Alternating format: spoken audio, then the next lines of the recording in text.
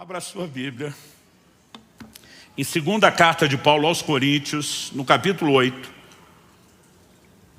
e no verso 11. Eu vou ler na Nova Almeida atualizada, segunda aos Coríntios, capítulo 8, verso 11. O texto sagrado diz assim: terminem agora a obra começada, para que assim como mostraram boa vontade no querer, assim também completem essa obra, dando de acordo com o que vocês têm. O apóstolo Paulo está falando a respeito de uma oferta combinada, programada, planejada. E o que ele fala não se limita à oferta. É importante que a gente reconheça que está dentro de um contexto, mas ele diz: terminem agora a obra começada, para que assim como mostraram boa vontade no querer, também completem essa obra. A NVI traduziu esse texto assim: agora completem a obra para que a forte disposição de realizá-la seja igualada em zelo, ou pelo zelo, em concluí-la. Eu quero mexer no assunto que eu acredito que tem prejudicado não só a vida natural, mas inclusive a vida espiritual de muita gente. E o tema da minha mensagem hoje é: pare de procrastinar. Pastor, o que é que significa procrastinar? Transferir para outro dia, deixar para depois, adiar, delongar, postergar. É deixar de fazer logo aquilo que poderia, ser concluído. Então a palavra de Deus está falando: vocês têm que terminar a obra começada. Que assim como houve boa vontade no querer, tem que completar a obra. Eu gostei dessa tradução da NVI. Que a forte disposição de realizá-la seja igualada pelo zelo em concluí-la. Uma das frases que eu mais me lembro de meu pai repetir em tom de advertência, crítica, cobrança, o que quer que seja, dentro de casa, era sobre o que ele chamava de obras inacabadas. Aquilo que a gente começa e não termina. Ou aquilo que a gente nem começa porque a gente sempre está adiando, sempre está deixando para depois. Eu era ainda um adolescente, eu li um livro do finado Miles Monroe a respeito do potencial. Eu lembro que eu fiquei chocado com uma frase na introdução, onde ele justificava o porquê ele escreveu o livro. Ele dizia algo mais ou menos assim: depois de 30 e tantos anos, eu não consigo talvez ser preciso em lembrar as palavras, mas ele falava algo mais ou menos assim: os maiores depósitos de riqueza do mundo não são as minas de diamante ou ouro da África, nem os poços de petróleo do Oriente Médio, nem os minérios da Amazônia. Ele dizia: na verdade, eles podem ser encontrados perto da sua casa. Eles estão nos cemitérios. São milhões de projetos que nunca foram realizados. São milhões de sonhos que nunca foram executados. E a história de muita gente, a história e o curso da humanidade poderia ter sido mudado se esses projetos tivessem sido colocados em execução. Talvez o maior desperdício que aconteça no mundo diz respeito ao potencial do que Deus nos deu para fazer e realizar, e que de alguma forma nós não fazemos, não apenas porque acordamos uma manhã dizendo: não quero fazer o que eu sonhei um dia, mas por causa dessa mania de não começar, ou começar e não terminar. Então, usando a terminologia bíblica, terminem agora a obra começada, eu quero te trazer essa advertência e de alguma forma te encorajar para a forma como você vai lidar com o próximo ano. Nessa virada de ano, eu gostaria que você de fato pudesse considerar o que é que a palavra de Deus tem a dizer a respeito do assunto. Eu tomei um texto como ponto de partida, mas eu quero te apresentar aqui uma enxurrada de exemplos bíblicos relacionados ao assunto. E Romanos 15:4 diz que tudo quanto foi escrito, para nosso ensino foi escrito. Todo esse volume, acredite, eu não estou esgotando o que a gente poderia conversar, todo esse volume de exemplos bíblicos registrados estão lá, como diz 1 Coríntios, capítulo 10, verso 11, para nosso exemplo, para nossa advertência. Então que a gente possa ouvir a palavra de Deus. Estava conversando com a família ontem sobre o assunto que iria pregar. Meu genro fez uma observação. Ele disse que o ditado "não deixe para amanhã o que você pode fazer pode fazer hoje", na versão procrastinadora seria mais ou menos: por que fazer hoje o que você pode deixar para amanhã? As pessoas têm literalmente invertido essa prática. Então eu quero chamar a atenção da sua parte para algumas situações registradas na Bíblia onde houve procrastinação. A primeira delas que me chama a atenção está em Gênesis, no capítulo 19. Eu quero ler dos versos 12 a 16. Eu vou passar rápido, eu vou ler rápido os textos. Não vou esperar você abri-los. Se você quiser, pode ir tomando nota, né? Porque a gente tem que derramar esse volume de informação e conteúdo em menos tempo. O texto diz assim: então os homens aqui são os anjos enviados para destruir Sodoma e Gomorra. Então os homens disseram a Ló, sobrinho de Abraão: você tem aqui mais alguém dos seus? Genro, filhos, filhas, todos quantos você tem na cidade, faça-os sair daqui, pois vamos destruir esse lugar. Porque o seu clamor tem aumentado, chegando até a presença do Senhor. E o Senhor nos enviou a destruí-lo. Então Ló saiu e foi falar com os seus genros, os que estavam para casar com as suas filhas. Ele disse: levantem-se, saiam desse lugar, porque o Senhor vai destruir a cidade. Mas eles pensaram que Ló estava brincando. Para pensar que Ló estava brincando, tinha trollagem desde os tempos antigos. O texto continua e diz assim: ao amanhecer os anjos apressaram Ló, dizendo: levante-se, pegue a sua mulher e as suas 2 filhas que aqui se encontram, saia daqui, para que você não morra quando a cidade for castigada. Como, porém, ele se demorasse, aqueles homens o pegaram pela mão, a ele, a sua mulher e as 2 filhas, sendo-lhe o Senhor misericordioso, e o tiraram e o puseram fora da cidade. Gente, como alguém que é visitado por anjo recebe a notícia: isso tudo vai ser destruído, some daqui, chispa, desapareça, precisa ficar sendo pressionado, cobrado e no final arrastado para fora da cidade, pela misericórdia de Deus. O que leva alguém a agir dessa forma? Nós não estamos falando de um camarada que atrasou se preparando para um casamento, para algo assim. É simplesmente a hora de alguém gritar: salve-se quem puder, e você simplesmente corresponder a um comissionamento divino. Mas de alguma forma existe no ser humano uma inclinação e uma capacidade a protelar, até mesmo em coisas urgentes e de extrema importância, né? O que é que será que levou Ló a demorar?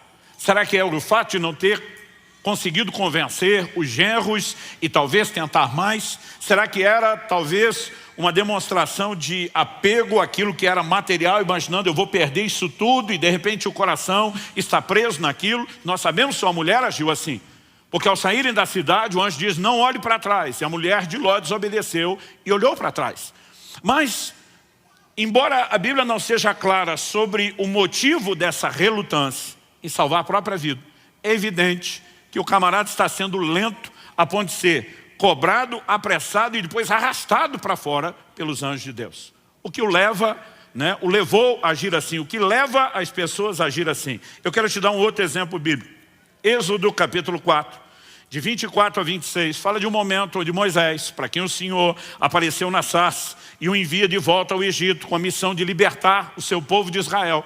Agora ele pega a família, ele está na viagem para o Egito, para executar uma missão que recebeu de Deus. E olha o que esse texto diz: estando Moisés no caminho, numa estalagem, o Senhor o encontrou e quis matá-lo.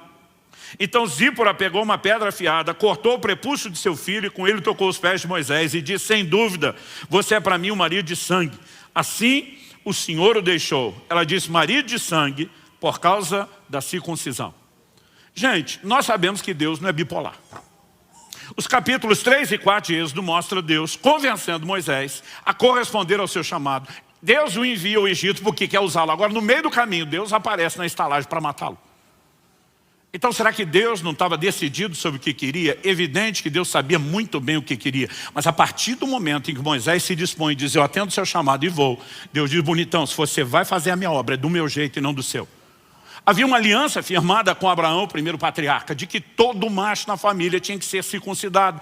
Essa aliança vem sendo guardada e obedecida por gerações, por séculos. E por algum motivo, nós vemos que Moisés não circuncidou seu filho. Eu vou te dizer o que esse texto me faz pensar. O motivo é que ele se casou com uma mulher gentia. Não era parte da cultura daquele povo circuncidar o filho. Nós estamos falando de uma cirurgia. Uma criança, eles faziam isso aos 8 dias de idade, né? O momento onde a cicatrização está assim, praticamente no nível da perfeição para acontecer. Deus estabeleceu a hora de fazer a cirurgia. Agora tente imaginar a mamãe, que não conhece a cultura, que talvez não conhecesse a Deus, não da forma como aquele povo conhecesse. Descobrir que agora o marido com que ela casou quer mutilar o filho. Numa cirurgia sem anestesia, sem asepsia, sem analgésico, sem anti-inflamatório nem antibiótico. Eu imagino que aquela mulher enlouqueceu. Ela deve ter se colocado entre o filho e Moisés e falado alguma coisa do gênero, só por cima do meu cadáver. E o Moisés, talvez, para não criar uma situação dentro de casa, disse, tá bom. E ele simplesmente vai deixando e deixando. E agora, quando Deus aparece e vem para cima dele, a mulher entende. O texto não é claro sobre o que Deus está falando com ele, mas a mulher entende, corre circuncidar, mas ainda assim joga na cara de Moisés, você é um marido sanguinário, você me obrigou a fazer isso. Eu percebo muita gente protelando e procrastinando decisões importantes, porque simplesmente não conseguem unir a família em torno de um projeto, de entender a importância de algumas coisas, e elas não percebem o que elas realmente estão fazendo. Talvez Moisés pensou, estou evitando um conflito e criando um com Deus.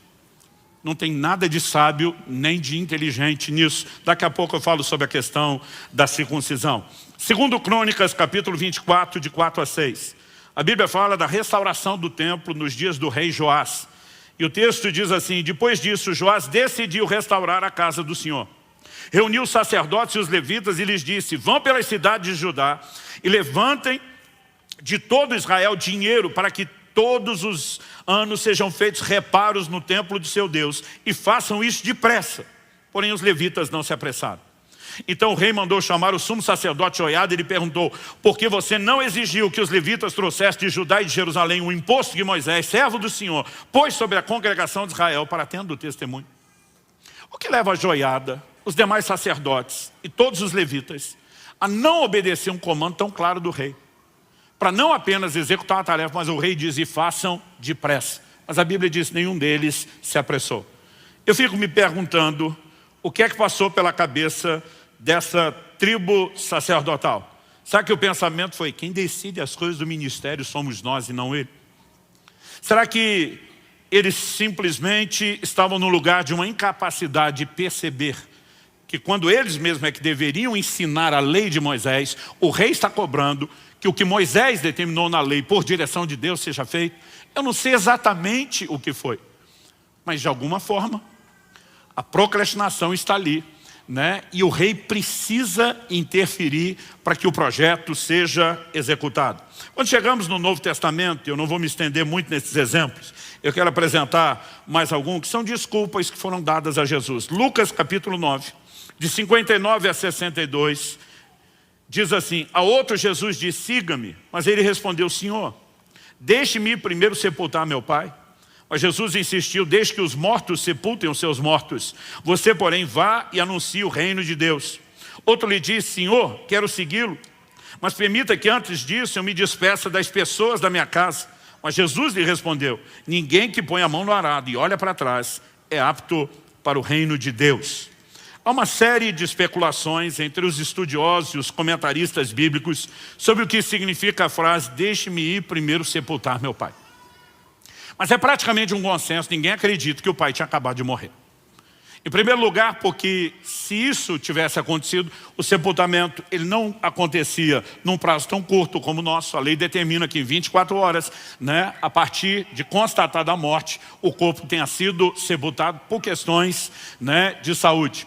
Mas eles tinham o hábito de embalsamar os seus mortos, algo que aprenderam desde o tempo em que viveram no Egito. E normalmente havia tempo para se chorar, para se lamentar os mortos. Aqui eles estavam fazendo isso antes do sepultamento.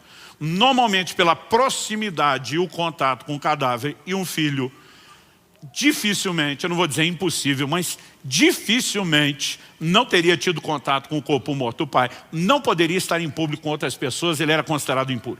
Outras pessoas acreditam que isso se trata do segundo sepultamento, que é quando de fato, né, todo o corpo havia se decomposto e sobravam só os ossos, né, porque aquela capacidade de embalsamar não era no nível das múmias dos faraós, que ainda podem ser encontradas. Então aquilo tinha prazo de validade, era estendido, mas tinha. E depois os ossos eram movidos, como José pediu que movessem os seus ossos quando saiu do Egito. Alguns chamam isso de o segundo sepultamento. Mas o que quer que seja que esteja em discussão, a maioria dos comentaristas, e eu vou com eles, acreditam no seguinte, Normalmente, o filho tomava decisões e tinha responsabilidade, se tratando do filho mais velho, quando o pai morria. Ele passava a ser o responsável pela casa. A maioria acredita que esse cara está dizendo, quando meu pai morrer, e eu finalmente estiver livre para tomar as decisões pela família, eu farei isso. Em qualquer uma das possibilidades, ele está olhando para o próprio Jesus e dizendo, o que o Senhor falou é legal, eu só não vou fazer logo. Eu também não sei dizer quando é que eu vou fazer, mas uma hora eu quero fazer. É a conversa do procrastinador, né? O segundo, ele simplesmente diz, me permita que eu me despeça das pessoas da minha casa. E aqui nós podemos imaginar que Jesus não está apenas avaliando a conversa. Daqui a pouco eu quero que você veja que quando Elias joga a capa sobre Eliseu, ele pede para despedir da família. E o Elias dá o joinha para Eliseu e diz, tudo bem. Até porque você vai ver que é um movimento rápido. Aqui nós podemos imaginar, né, que o Senhor está lendo o coração da pessoa e não apenas a sua resposta. Mas igualmente Jesus diz, aquele que põe a mão no arado e olha para trás, não é apto para o reino de Deus. E eu percebo que várias pessoas, elas demonstram um mix de sentimentos que acabam falando mais alto do que as suas prioridades. O que eu sinto sobre a casa, o que eu sinto sobre a família, o que eu sinto sobre os meus projetos. E mesmo diante de um chamado direto da boca do próprio Senhor Jesus, elas têm dificuldade de estabelecer e definir as suas prioridades. O contraste desses exemplos bíblicos de gente procrastinando são textos, eu quero dividir isso em dois grupos, situações onde a Bíblia registra que não houve procrastinação. Nesse grupo que não procrastinou, eu quero dividir os exemplos em dois, subdividir em dois grupos. Os que agiram imediatamente e aqueles que refletiram antes de agir, mas também não demoraram para agir. Os que agiram imediatamente. Em Gênesis, no capítulo 17, no verso 23, a Bíblia nos mostra que depois que Deus falou com Abraão, institui a aliança da circuncisão por meio de uma revelação clara. O texto de Gênesis 17, 23, naquele mesmo dia, tipo, ele nem deixou para depois. Naquele mesmo dia, Abraão tomou seu filho Ismael e todos os escravos nascidos em sua casa e todos os que ele tinha comprado com seu dinheiro, todos os do sexo masculino que havia em sua casa e circuncidou a carne do prepúcio de cada um, como Deus lhe havia ordenado. Então a atitude de Abraão é mais ou menos, Deus falou, está falado, bora cumprir, bora executar. A mesma atitude é demonstrada em Gênesis 22, quando Deus fala com Abraão e diz, eu quero que você me ofereça seu filho, seu único filho, o filho a quem você ama, né? Eu brinco que parece que Deus está dificultando. Se falar só o filho já era difícil, agora diz seu filho, seu único filho, o filho que você ama, e eu quero que você me ofereça em sacrifício. Gênesis 22, 3 diz, na manhã seguinte, Abraão levantou-se de madrugada. Então, ele simplesmente espera o momento que está próximo do amanhecer, mas antes mesmo da luz sair, ele se levanta e diz, vamos fazer o que Deus executou. Porque se Deus falou, está falado. Em 1 Reis, no capítulo 19, de 19 a 21, nós temos o chamado de Eliseu, que eu mencionei agora há pouco. O texto sagrado diz, Elias saiu dali e encontrou Eliseu, filho de Safate, que estava lavrando com 12 juntas de bois adiante dele. Ele estava com a 12ª junta. Elias passou por ele, lançou o seu manto sobre ele. Então Eliseu deixou os bois, correu atrás de Elias e disse, deixa-me beijar o meu pai e minha mãe, então eu seguirei. Elias respondeu, vai e volte, pois você já sabe o que fiz com você. Eliseu voltou para trás, pegou a junta de bois e o sacrificou. E com os equipamentos dos bois, cozinhou a carne, deu ao povo, eles comeram, então se levantou, seguiu Elias e o servia. Ele despede da família, ele despede das pessoas à volta, ele simplesmente sacrifica o instrumento de trabalho, ele não termina o que ele estava fazendo o arado, e ele imediatamente se dispõe para cumprir o seu chamado. É o que nós lemos em Marcos, no capítulo 1, no verso 18, o chamado dos irmãos Pedro e André. Quando Jesus simplesmente passa por eles e os chama, a Bíblia registra, Marcos 1, 18, eles deixaram imediatamente as redes e o seguiram. Algo curioso que você vai perceber é que Deus nunca chamou ninguém para fazer coisa nenhuma que estivesse desocupado. Nunca, você não vai achar um exemplo bíblico. Todo mundo que Deus chamou estava trabalhando. Porque se no trabalho, no que é natural, com certeza vai fazer corpo mole para aquilo que é espiritual. E sabe, muitas vezes nós separamos demais as coisas. Nós espiritualizamos demais, a gente acha que procrastinar na vida natural não tem nada a ver com a forma de vivemos a vida espiritual. Mas a verdade é que nós refletimos na vida espiritual os valores e as práticas que nós temos naquilo que é natural. E o Senhor está atrás não só de gente que trabalha, mas de gente que consiga dizer, eu vou te atender e eu vou fazer logo aquilo que o Senhor está mandando, aquilo que o Senhor está determinando. Em Atos 16, 10, nós temos a resposta de Paulo. A Bíblia diz que à noite ele tem uma visão de um jovem da Macedônia que aparece a ele e diz, passa a Macedônia e ajuda-nos. E Atos 16, 10 registra, assim que Paulo teve a visão, imediatamente procuramos partir para aquele destino. Respostas instantâneas, imediatas, sem nenhuma enrolação, sem nenhuma procrastinação. Pastor, mas teve gente que não agiu assim tão depressa? Tem. Pelo menos 2 exemplos que merecem a minha e a sua atenção. São aqueles que refletiram antes de agir. Mas mesmo nesse grupo você não vê uma demora na reflexão e nem vê uma demora no pós-reflexão, que diz respeito à ação. O primeiro deles, José, que teria a honrosa, gloriosa e grande missão de ser a figura paterna na criação de Jesus. A Bíblia diz em Mateus, no capítulo 1, de 18 a 20, o seguinte, o nascimento de Jesus Cristo foi assim. Maria, sua mãe, estava comprometida para casar com José, mas antes de se unirem, ela se achou grávida pelo Espírito Santo.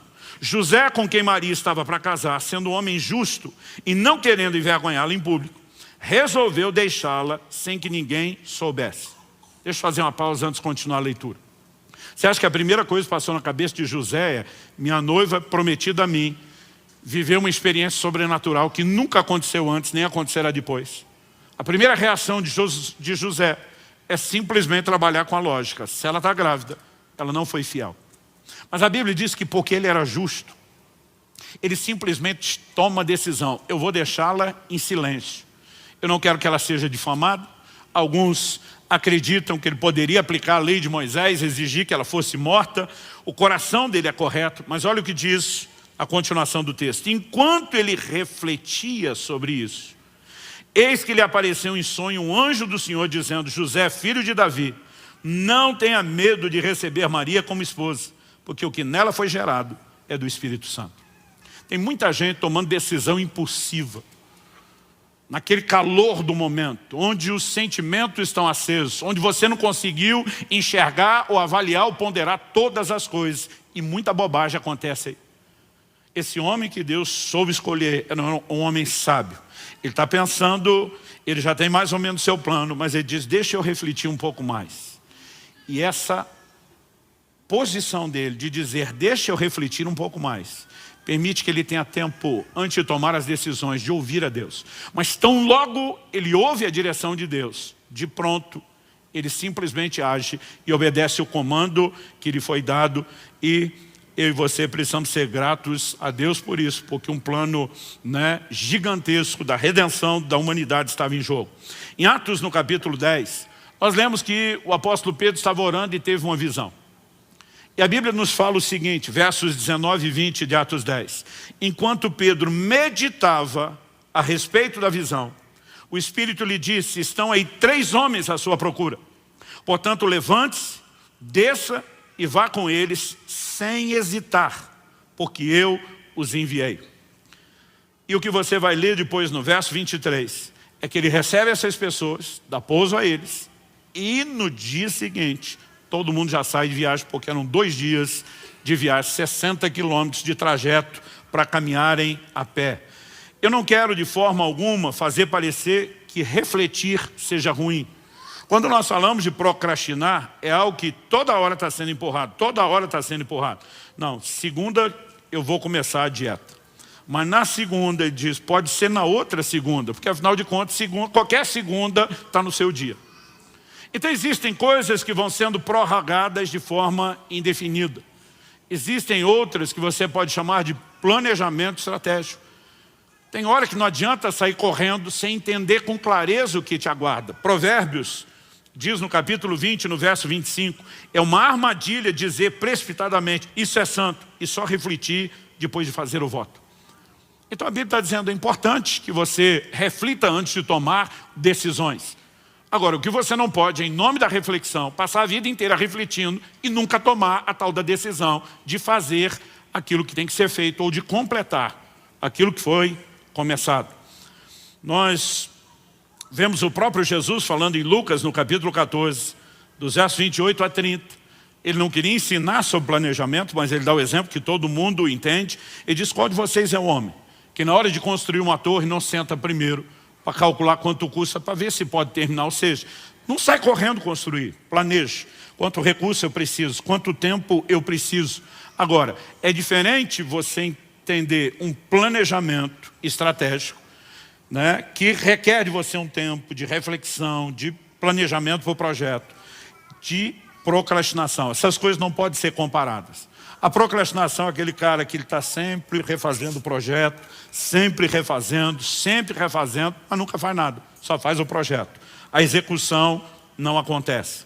Qual a diferença entre esses dois subgrupos que eu chamei, essa subdivisão de dois grupos dos que executaram? A diferença é uma só. O primeiro grupo que agiu imediatamente já tinha uma palavra de Deus, já sabia o que tinha que fazer. E se Deus falou, você não tem mais nada para pensar. Então assim, eu não preciso parar para pensar diante de qualquer decisão, qualquer que seja. Vou fazer um negócio, tenho que ser honesto, eu não preciso pensar nisso. Deus já disse para não ser. Deus já disse para não roubar. Deus já disse para não negociar, né, de forma ilícita. Não tem mais nada para ser pensado. Em todas aquelas áreas onde Deus já falou com clareza, a gente não tem nem o que pensar. Agora, há situações onde talvez Deus te disse o que fazer, mas ainda não revelou o como e o quando. E aí toda a ponderação e reflexão é muito bem-vinda.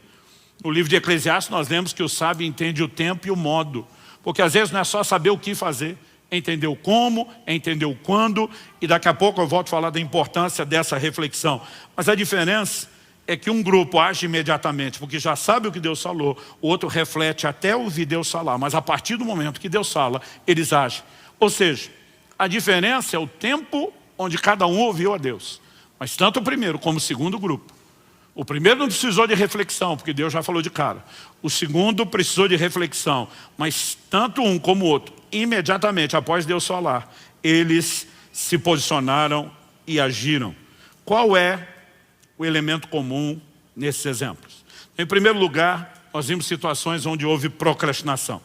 Em segundo lugar, nós vimos as situações, alguns exemplos bíblicos, onde não houve a procrastinação e dividimos o grupo no que agiu. O primeiro grupo que agiu rapidamente e o outro que refletiu para executar depois. Mas o que é que nós temos em comum em todos os exemplos? Dos que procrastinaram e dos que não. E dos que não, sejam os que agiram depressa e os que refletiram. O que é que nós temos em comum nessas três situações que foram avaliadas? Eu não sei você, mas eu gosto muito de estudar a palavra de Deus procurando padrões. Aquilo que se repete. E nós temos um padrão aqui. E o ponto em comum é a voz de Deus. Quando você olha para o primeiro grupo de gente que procrastinou, o que você tem pode ser resumido dessa forma: gente que não deu ouvidos à voz de Deus. Ló, em relação à direção dada por meio dos anjos, está relutando. O que significa a palavra anjo? Mensageiro. São enviados da parte de Deus. Vieram com uma mensagem de Deus, com uma missão de Deus. Mas Ló está demorando em corresponder com aquilo que Deus, por meio dos anjos, falou. Moisés, quando falamos a respeito da circuncisão e de por que a coisa ficou do jeito que ficou naquela estalagem, porque ele simplesmente não está obedecendo uma determinação divina que não era apenas dos seus dias. Quando Deus aparece para ele na sarça, ele aparecendo: eu sou o Deus de Abraão, de Isaac e Jacó. Ou seja, o que eu vou fazer está relacionado à aliança que eu fiz com as primeiras gerações dos patriarcas. E Deus já tinha ordenado que todo mundo tinha que circuncidar. Por que é que a ira de Deus se acende contra Moisés? Porque ele não está obedecendo o que Deus falou. Quando nós olhamos para o sacerdote Joiada e os levitas que não obedeceram a ordem do rei Joás, eles não estavam desobedecendo apenas uma ordem real, uma lei civil, um decreto estabelecido pelo próprio rei. O rei estava dando uma ordem fundamentado no que a lei de Moisés, a Bíblia que eles tinham, dizia. E eles simplesmente não estão dando atenção e valor ao que Deus falou. Por outro lado, quando falamos dos que não procrastinaram, mesmo olhando aquela subdivisão em 2 grupos. Os que agiram imediatamente deram ouvidos à voz de Deus. Abraão com a circuncisão ou com o sacrifício de Isaac. Ele simplesmente disse, sim senhor, é para já, é para ontem. Pedro e André, diante do chamado, imediatamente larga as redes e diz, bora, vamos cair para dentro. O Senhor está nos chamando, nós vamos atender. Paulo, quando tem a visão do jovem, dizendo, passa a Macedônia, entendendo que aquilo é uma revelação de Deus, ele simplesmente se posiciona e diz, Deus falou, está falado, vamos cumprir. E mesmo os 2 exemplos que demos, dos que refletiram antes de agir, eles refletiram até ouvir Deus. Então José está refletindo sobre o assunto, até que o Senhor fale com ele por meio de uma revelação. Pedro está refletindo sobre o que significa a visão, porque até então ele não entendeu nem a visão. Não dá nem para dizer que Pedro não quer agir. Ele precisa saber o que fazer. Mas tão logo o Espírito Santo fala, 2 homens, 3 homens estão aí à porta. Vá com eles sem hesitar, nada duvidando. O Pedro simplesmente sai e vai obedecer aquilo que Deus fez. Ou seja, o ponto em comum é, o que Deus disse está sendo ouvido, o que Deus falou está sendo executado. Então, basicamente, eu diria que a forma como nós nos relacionamos com a voz de Deus é determinante no assunto da procrastinação ou de nos livrarmos dela nas nossas vidas. E eu quero, obviamente, que você possa fazer essa distinção que eu já fiz antes, de procrastinação e espera. O que é espera? É aquilo que envolve projetos de longo prazo, que não vai ser executado imediatamente, ou talvez você tenha que dar o primeiro passo, mas haja etapas. Mas quando eu olho para a palavra de Deus, eu percebo o tempo todo um chamado para que eu e você possamos desenvolver uma forte mentalidade de execução de projetos e tarefas. Olha o que a Bíblia diz em Gênesis, no capítulo 2, no verso 2, falando sobre Deus na criação. E havendo Deus terminado no 7º dia a sua obra que tinha feito, descansou nesse dia de toda a obra que tinha feito. Deus começa, nós podemos olhar para os dias da criação, existe uma discussão enorme se os dias são ou não de 24 horas, porque os primeiros 3 dias da criação ainda não tem sol e lua para determinar o ciclo de 24 horas, o último, 7º dia, ainda não terminou, a Bíblia diz que nós vamos entrar no descanso de Deus, mas ainda que você coloque essa discussão e os detalhes de lado, Deus não executa o projeto no estalar de dedos, embora tivesse o poder de fazer isso. Ele decide fazer isso em etapas. Cada etapa tem uma avaliação e viu Deus que era bom. Vamos para a etapa seguinte. Conclui a próxima etapa. Viu Deus que era bom. Vamos para a etapa seguinte. Concluída. Viu Deus que era bom. E no final, quando completa tudo, agora é a hora de descansar. Eu acho engraçado uma turma que mal fez nada na vida e já quer descansar. Gente, tem que ter alguma coisa errada nesse tipo de mentalidade. Não apenas em relação ao que eram as gerações antes de nós, a tudo aquilo que você vai ler na Bíblia, a forma de Deus agir. Nós precisamos ter uma mentalidade de execução de projetos. Você pode dizer amém? Se já sabemos o que Deus disse a respeito de um assunto, não existe necessidade, não existe motivo, desculpa que se sustente para que a gente não faça aquilo que Deus já falou. Josué capítulo 18, verso 3, diz o seguinte, então Josué disse aos israelitas, até quando vocês vão negligenciar a posse da terra que o Senhor, o Deus de seus antepassados, deu a vocês? Eu gosto de olhar para um texto como esse e parar para pensar o seguinte, evidentemente, nós não vamos fazer nada sem Deus, gente. Nós falamos antes do crescimento que vem de Deus. Mas por outro lado, nós precisamos jogar fora a fantasia de achar que Deus é que vai fazer tudo e a gente não tem que fazer nada. Se por um lado Jesus disse, sem mim nada podeis fazer, por outro ele também disse, sem vocês eu não posso fazer tudo o que eu quero. Pastor, isso é heresia, é blasfêmia, não é não. Por que é que ele mandou eu e você testemunhar? Se ele faz tudo sozinho, testemunhasse ele. Mas ele nos chamou a cooperar com ele, ele nos chamou a interagir com ele. Então ele está dizendo, eu não farei sem vocês e vocês não fazem sem mim. Mas o que ele está dizendo? Vamos nos unir. Vocês usam os meus recursos, obedecem o meu direcionamento e vão fazer coisas que sozinhos vocês nunca poderiam fazer. Sabe, eu quero te propor algo. A maioria de nós entra no ano novo. E para alguns, a virada do ano é uma coisa assim quase sagrada. Olha, fazer um culto onde termina mais cedo antes e não passou de joelho, para alguns é quase um sacrilégio. Dá tempo de você ajoelhar lá na sua casa, tá bom? Para você não cometer o sacrilégio. Porque de alguma forma nós estamos esperando que esse seja um momento místico, quase que mágico, onde Deus vai abençoar os meus projetos. Eu quero te propor algo diferente. Em vez de você escolher executar o seu próprio projeto, ficar pedindo para Deus abençoar, por que é que você não procura ouvir primeiro qual é o projeto dele? Aí você se une a uma direção que, consequentemente, tem os recursos dele à sua disposição para que você seja bem sucedido. Mas saiba que não é apenas porque o projeto é dele que as coisas vão acontecer de forma automática. Deus diz, a terra é de vocês. Aonde pisar a planta dos pés, eu dou a vocês. Ele está dizendo, vocês vão ter que lutar, mas tem a minha bênção. Eu doei, eu vou dar os recursos. Agora o povo simplesmente entra, avança, conquistou um pouquinho e o resto deixa para depois.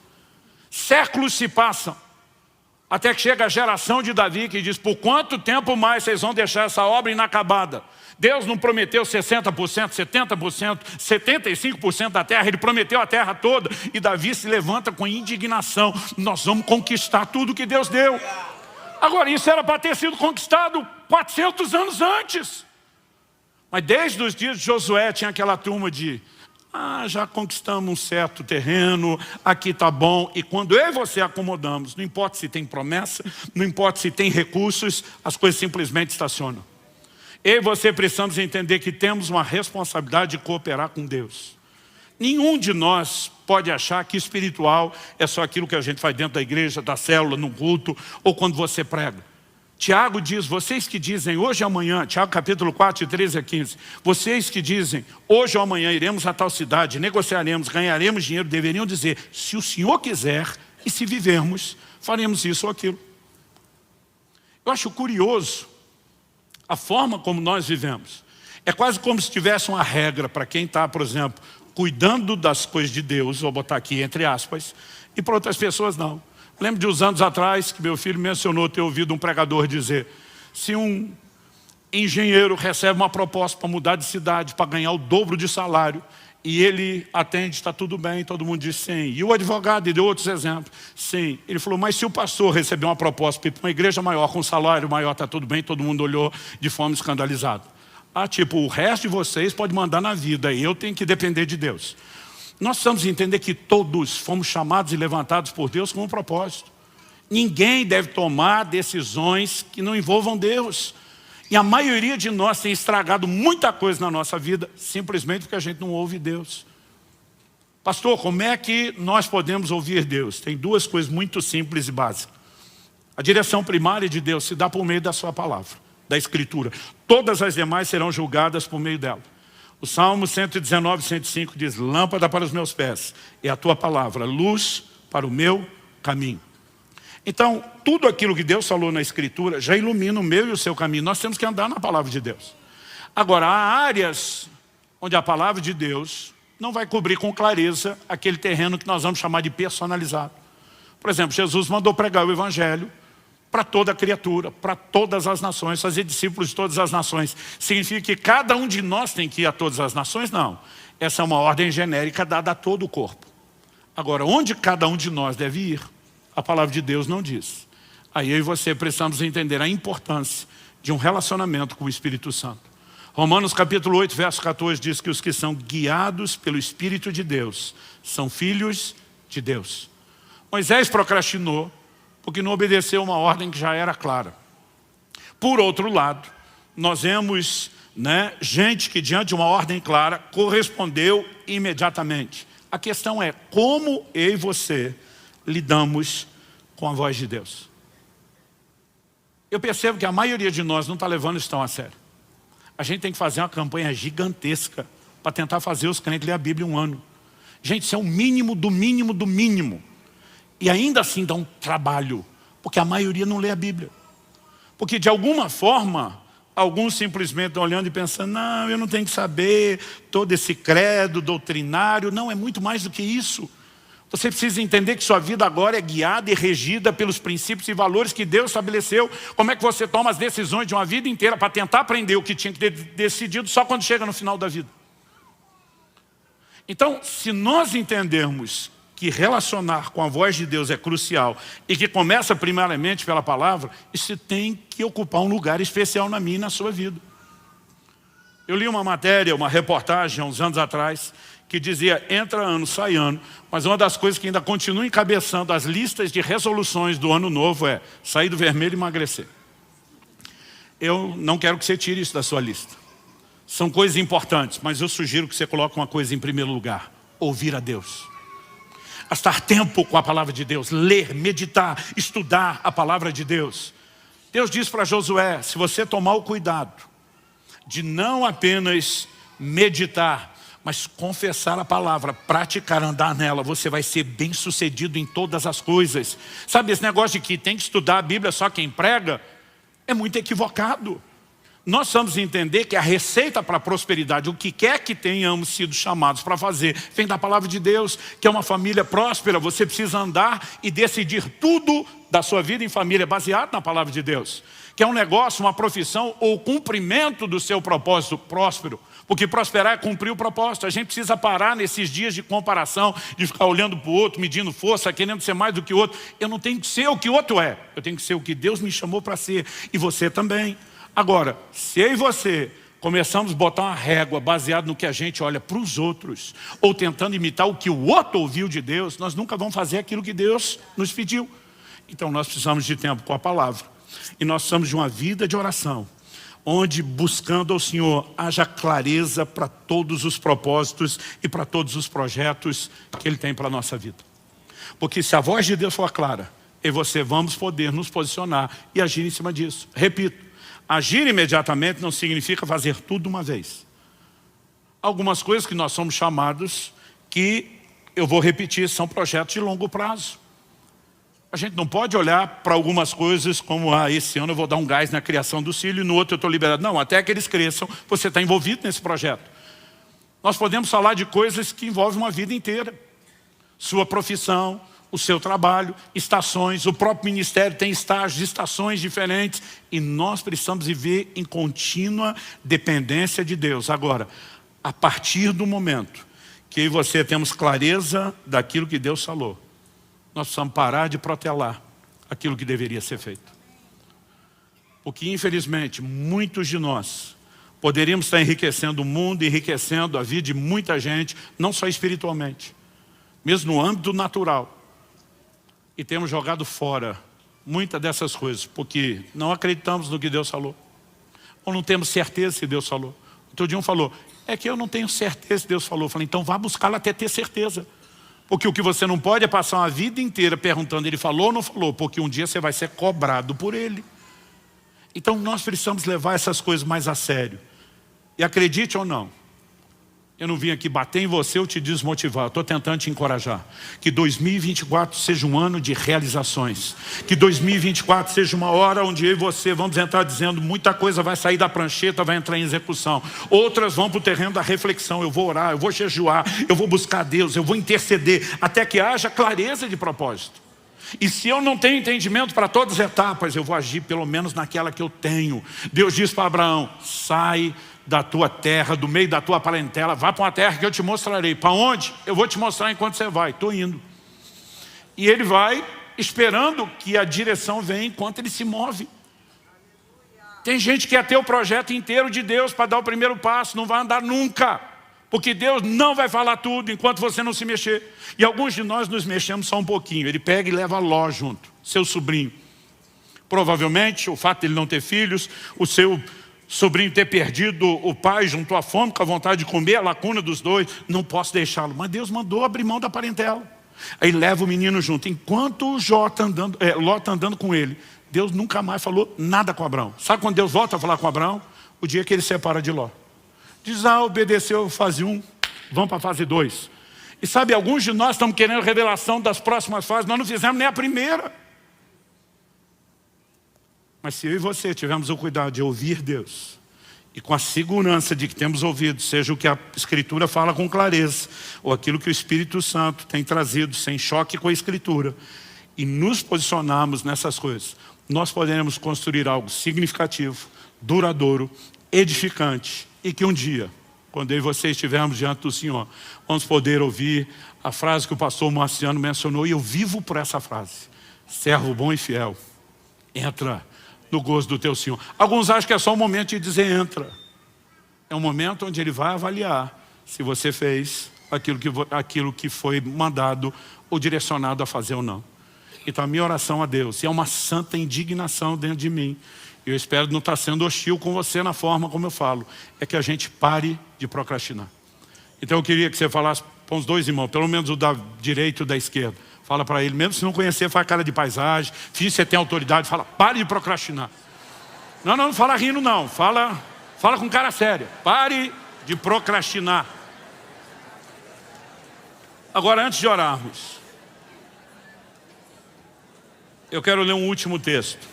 Eclesiastes capítulo 12, verso 1 diz: lembre-se do seu Criador, nos dias da sua mocidade, antes que venham os dias maus, e cheguem os anos em que você dirá, não tenho neles prazer. Há muita gente deixando Deus entrar só no final da vida. A Bíblia diz, lembra do teu Criador, nos dias da sua mocidade, bota ele para dentro o mais rápido possível. Porque vai chegar um momento onde mesmo que ele entre, você vai se arrepender profundamente pelo fato de tê-lo deixado entrar só no fim. Sem contar aqueles que acham que vão deixá-lo entrar depois e descobrem que não teriam todo esse tempo, e quando descobrem no momento da sua morte, já não há mais nada para ser feito. Eu não quero apenas falar sobre a execução dos seus projetos e terminar sem mexer no que é primordial. Se você está aqui hoje, não importa se você está aqui a primeira vez num culto, numa igreja evangélica, né, ou se já tem frequentado aqui ou outras igrejas, você que nos acompanha na transmissão, se você ainda não entregou sua vida a Jesus, meu apelo, número 1, pare de protelar a decisão mais importante da sua vida. É a sua eternidade que está em jogo. E honestamente, meu querido, não é Jesus que precisa de você. É você que precisa dele. Não é ele que está implorando por você. Se você não trouxê-lo para a sua vida, não fizer dele o seu Senhor e Salvador, quem perde é você. E acredite, é uma perdição eterna, irreversível. Então eu termino dizendo, comece pelo primordial. Deus precisa entrar na minha vida. Talvez você precise tomar a decisão de entregar sua vida a Cristo ou de se reconciliar com Ele. Nós estamos felizes que, como foi dito, né, tantas pessoas entrando na casa dos milhares entregaram a vida a Jesus esse ano aqui. Mas nós queremos ver muito mais gente sendo chacoalhada e parando de procrastinar a decisão mais importante de dizer, eu vou me render a Cristo. E antes de terminar a reunião e o culto e antes de orar com os demais, eu quero fazer a pergunta. Há alguém aqui hoje que precisa entregar sua vida a Jesus, não fez, sabe que Deus está chamando e quer tomar essa decisão? Nós queremos orar com você agora. Nós não vamos deixar isso para o ano que vem. Nós queremos ajudá-lo na sua decisão mais importante. E antes de chamá-lo, eu quero que você saiba, né, toda essa gente que está aqui está torcendo por você, está orando por você. Ninguém está julgando você, pelo contrário, a gente faz festa, porque Jesus disse que a festa nos céus, quando o pecador se arrepende, a gente faz festa aqui também. Então, se alguém que precisa dessa decisão hoje, eu nem vou gastar tempo implorando, né, para que você tome a decisão. Você sabe, está consciente, foi tocado por Deus. A Bíblia diz, se hoje ouvides a sua voz, não endureça o coração. Interessante que Deus trata a salvação sempre hoje, nunca é para amanhã. Não tem procrastinação para isso. Hoje é o dia aceitável, hoje é o tempo da salvação. Se hoje ouvides a sua voz. Então você que entende que não pode mais deixar isso para amanhã e quer finalizar o ano com a melhor decisão, antes de entrar o próximo, já começando por aquilo que é o primordial, o top, o mais primário, colocar Jesus em sua vida, seja entregando-a pela primeira vez, caso você nunca fez, ou reconciliando-se com Ele, caso você tenha se desviado ou se afastado, esfriado espiritualmente, chame isso como quiser, você sabe que precisa de um recomeço. Eu quero que você, eu vou pedir que todos fiquem em pé, isso vai facilitar o que nós vamos fazer. Eu quero que você saia o mais rápido possível do seu lugar e venha aqui para frente agora. Nós vamos orar com você por esse novo começo. Rapidamente. Pastor, eu preciso dessa decisão, entregar minha vida a Cristo, reconciliar-me com Jesus. Sai do seu lugar e vem para cá. Na autoridade do nome de Jesus Cristo, eu quebro toda a cadeia, toda a amarra espiritual que tente impedir as pessoas de corresponder ao convite do Espírito Santo. Eu declaro cada pessoa nesse lugar, os que nos acompanham pela internet, livres para responderem ao convite do Senhor. Você que está acompanhando a transmissão, você pode tomar essa decisão onde você estiver, né? A menos que você esteja no meio de uma tarefa, não permita isso. Eu gostaria que você parasse o que estiver fazendo. Se possível, você, como eles, pudesse ficar de pé, ainda que não esteja necessariamente na frente de outros, e fazer essa oração juntamente conosco.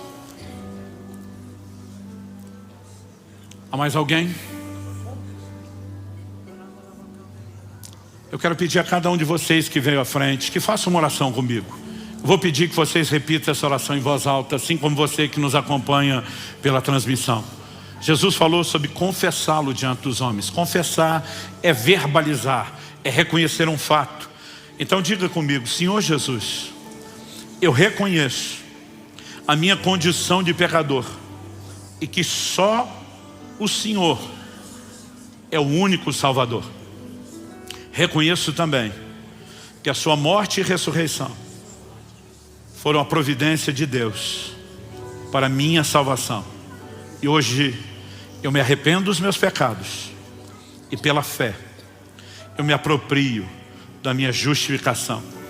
Eu declaro que hoje é um novo dia, é o início de um novo tempo, e que a partir de hoje serei um discípulo de Jesus. E você, Jesus, será o meu Senhor.